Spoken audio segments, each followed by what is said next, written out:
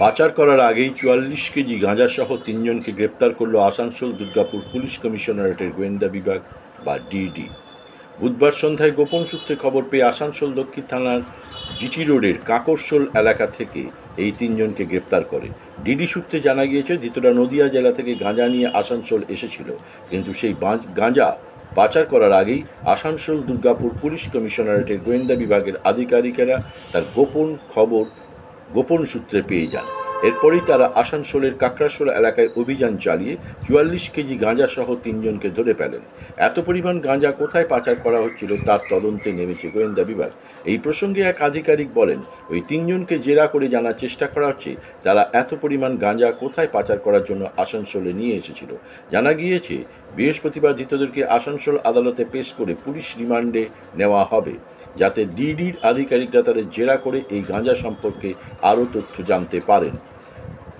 দেখা যাচ্ছে যে পূর্ব বর্ধমান এবং পশ্চিম বর্ধমান এখন গাঁজা পাচারের মূল করিডোর হয়ে গিয়েছে এবং দুর্গাপুর, আসানসোল, বর্ধমান সমস্ত অঞ্চলে প্রকাশ্যে গাঁজা বিক্রি হচ্ছে বিভিন্ন গুমটিতে, যা কিন্তু ভয়ঙ্করভাবে নেমে আসছে ছাত্র সমাজ, পড়ুয়া এবং সাধারণ যুব সমাজের মধ্যে। এমনটাই অভিযোগ স্থানীয়দের।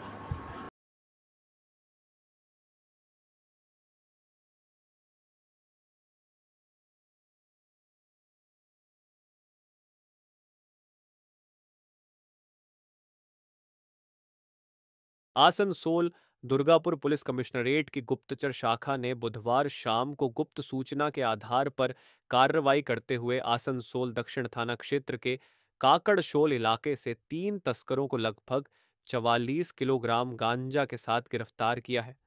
सूत्रों गौरतलब है कि आसनसोल दुर्गापुर अंचल में इन दोनों गांजा तस्करी की घटनाएं लगातार देखने को मिल रही हैं। हालांकि पुलिस सक्रियता के साथ तस्करों को गिरफ्तार भी कर रही है। के अनुसार गिरफ्तार किए गए तस्कर नदिया जिले से गांजा लेकर आसनसोल पहुंचे थे। पुलिस ये जांच कर रही है कि इतनी बड़ी मात्रा में गांजा कहां तस्करी के लिए ले जाया जा रहा था। गुप्तचर शाखा ने मामले की गहन जांच शुरू कर दी है।